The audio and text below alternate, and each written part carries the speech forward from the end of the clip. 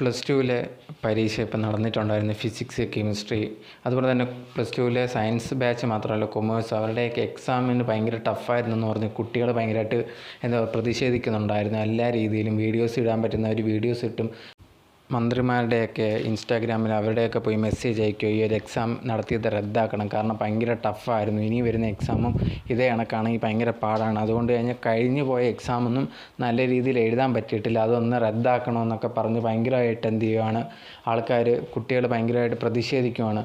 അതുപോലെ തന്നെ കുറേയധികം പേര് ഇടുന്നുണ്ടായിരുന്നു ഈ ഒരു എക്സാം റദ്ദാക്കുമെന്നുള്ളൊരു കാര്യം. എൻ്റെ ഒരു ഇതുവരെ നോക്കിയതിൽ മനസ്സിലായ ഒരു കാര്യം, എക്സാം എന്തായാലും റദ്ദാക്കാൻ പോകുന്നില്ല. സോ അങ്ങനെ പ്രതീക്ഷിച്ചിരിക്കുവാണെങ്കിൽ അത് ഭയങ്കരമായിട്ടുള്ള ഒരു കുറ്റബോധം, അവസാനം നിങ്ങൾക്കത് തന്നെ ഭയങ്കരമായിട്ടുള്ള വിചാരിച്ച രീതിയിലൊന്നും ആവത്തില്ല. കാരണം എന്ന് പറഞ്ഞാൽ എക്സാം പേപ്പറൊക്കെ അച്ചടിച്ച് കഴിഞ്ഞു, അത് കുട്ടികൾ ഇപ്പോൾ എക്സാം എഴുതി കഴിഞ്ഞു, അത് ഒരിക്കലും റദ്ദാക്കാനൊന്നും തന്നെ പോകുന്നില്ലെന്ന് ഉറപ്പിച്ച് പറയുന്നത്.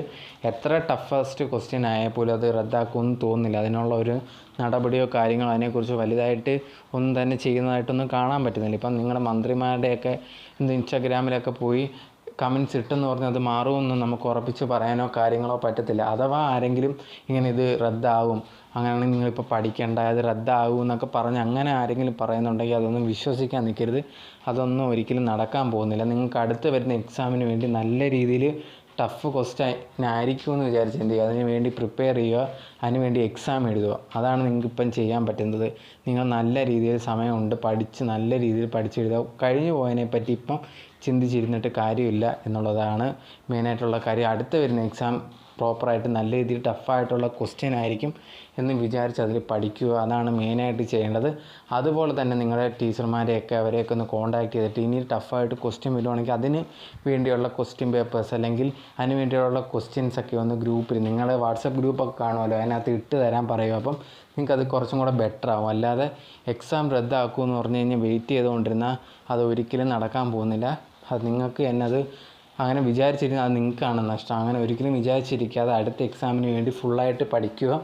അതുപോലെ തന്നെ കുറേ അധികം അഡ്വക്കേറ്റ്സൊക്കെ ഇതിന് പോകുന്നു, കാര്യങ്ങളൊക്കെ പറഞ്ഞു, ബട്ട് അതങ്ങനെ നടക്കുന്ന കാര്യങ്ങളല്ല. സോ അതൊക്കെ സമയം കളയാതെ നിങ്ങളെ കറക്റ്റായിട്ട് ചെയ്യുക. ബാക്കിയുള്ളവർ ഇപ്പം പറയുന്ന പോലെയൊന്നും ആവത്തില്ല. സോ അതുകൊണ്ട് തന്നെ എക്സാമിൽ കോൺസെൻട്രേറ്റ് ചെയ്യുക. എന്തായാലും ഈ എക്സാം ഇനിയും നടക്കും, അത് റദ്ദാവാനൊന്നും പോകുന്നില്ല. സോ അതുപോലെ തന്നെ എന്ന് പറഞ്ഞാൽ ഈ ഒരു വീഡിയോ പേരൻസൊക്കെ കാണുകയാണെങ്കിൽ നിങ്ങളുടെ കുട്ടികൾ ചിലപ്പോൾ കഴിഞ്ഞ എക്സാമൊന്നും നല്ല രീതിയിൽ എഴുതി കാണത്തില്ല. അങ്ങനെ ആരെങ്കിലും പറയുകയാണെങ്കിൽ അവരെ കുറ്റപ്പെടുത്താതെ എന്തുകൊണ്ട് എഴുതാൻ പറ്റിയില്ല എന്നൊക്കെ ചോദിക്കുന്നത് നിർത്തിയിട്ട് അവരെ സപ്പോർട്ട് ചെയ്യുക. അവരടുത്ത് പറയുക ഓക്കെ കുഴപ്പമില്ല, നമുക്ക് അങ്ങനെ എന്തെങ്കിലും പ്രശ്നമുണ്ടെങ്കിൽ നമുക്ക് എഴുതിയെടുക്കാവുന്നതേ ഉള്ളൂ എന്ന് പറഞ്ഞ് മനസ്സിലാക്കുക. അതിന് പകരം അവരെ പേടിപ്പിക്കാനോ അല്ലെങ്കിൽ അവരെ കുറ്റപ്പെടുത്താനോ അങ്ങനെ നിൽക്കാതിരിക്കുക. അത് മെയിനായിട്ടുള്ളൊരു കാര്യം. അങ്ങനെ കുറ്റപ്പെടുത്തുകയാണെങ്കിൽ അവർക്ക് ഇനിയുള്ള എക്സാം നല്ല രീതിയിൽ എഴുതാൻ പറ്റത്തില്ല. സോ അവരെ കുറ്റപ്പെടുത്താതിരിക്കുക. അതുപോലെ കുട്ടികൾ കാണുന്നുണ്ടെങ്കിൽ അവർ ചെയ്യേണ്ട ഒരു കാര്യം എന്ന് പറഞ്ഞാൽ, നിങ്ങൾ കഴിഞ്ഞ എക്സാമിനെ കുറിച്ച് ഓർത്ത് ടെൻഷൻ അടിക്കുകയൊന്നും ചെയ്യാതിരിക്കുക. ചിലപ്പോൾ ടെൻഷൻ ഉണ്ടാകും, ഓക്കെ കുഴപ്പമില്ല, ശരി, അത് അടുത്ത എക്സാമിന് ബാധിക്കുന്ന രീതിയിൽ വെക്കാതിരിക്കുക.